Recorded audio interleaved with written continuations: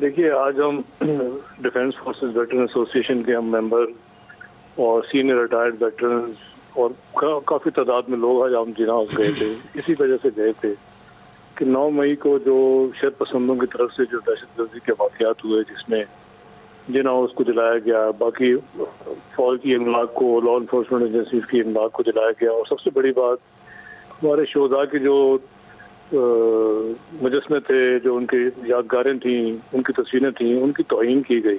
اس کی مذمت کرنے گئے تھے اور یکجہتی کا اظہار کرنے گئے تھے, اور یہ کہنے گئے تھے کہ دیکھیں اس ملک میں سب سے جو باعث احترام لوگ ہیں اور ان کی فیملیز ہیں وہ شہداء ہیں, اور جس طریقے سے ان کی توہین ہوئی ہے کسی ملک میں ایسا نہیں ہوتا. تو یہ ہمارے لیے قابل قبول نہیں ہے, اور ہم ویٹرن کمیونٹی جو ہے ہم فوج پاکستان کے ساتھ شانہ بشانہ کھڑے ہیں. یہ ہم قابل قبول نہیں ہے کہ چند لوگ جو ہیں وہ اپنے سیاسی مقاصد کے لیے فوج اور عوام کو آپس میں اس طریقے سے آمنے سامنے کرنے کی کوشش کرے. اور ہمیں خوشی ہوئی ہے کہ 9 مئی کو اتنے بڑے ملک میں چند ہزار لوگ تھے جنہوں نے شدت پسندی میں حصہ لیا.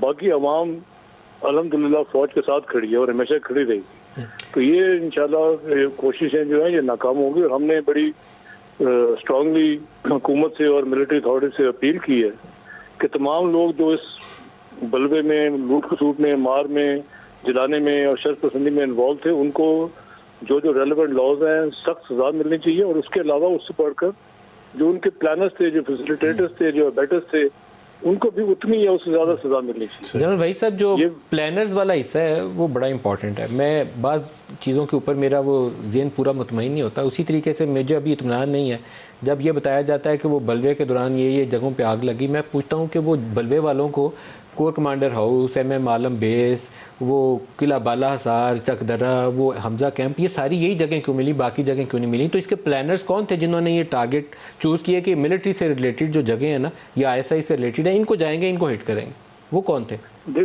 دیکھیں وہ آپ یہ تو بلکہ ہمیں خوشی ہے کہ میڈیا نے جو پلانرز ہیں, جو ان کے پیچھے لوگ ہیں, ان کو کافی بے نقاب کیا ہے. آپ کو معلوم ہے وہ لوگ کون ہیں.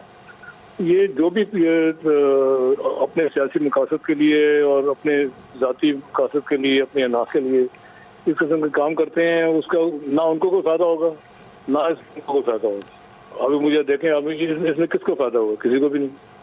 تو میرے خیال میں ایسی چیزیں جو ہیں یہ ملک کی سالمیت کے لیے ٹھیک نہیں ہے, اور یہ ان کو جب تک ان کو اسٹرانگ سزا نہیں ملے گی, جب تک ان لوگوں کو قرار واقعی انجام نہیں پہنچیں گے, یہ لوگ اس طریقے سے اگر ہم نہیں کریں گے اور یہ حکومت اور ملٹری اتھارٹیز پروسیس اور لا کے تھرو ان کو سزائیں نہیں دیں گی تو اس طرح کی حرکتیں یہ دوبارہ کریں گے.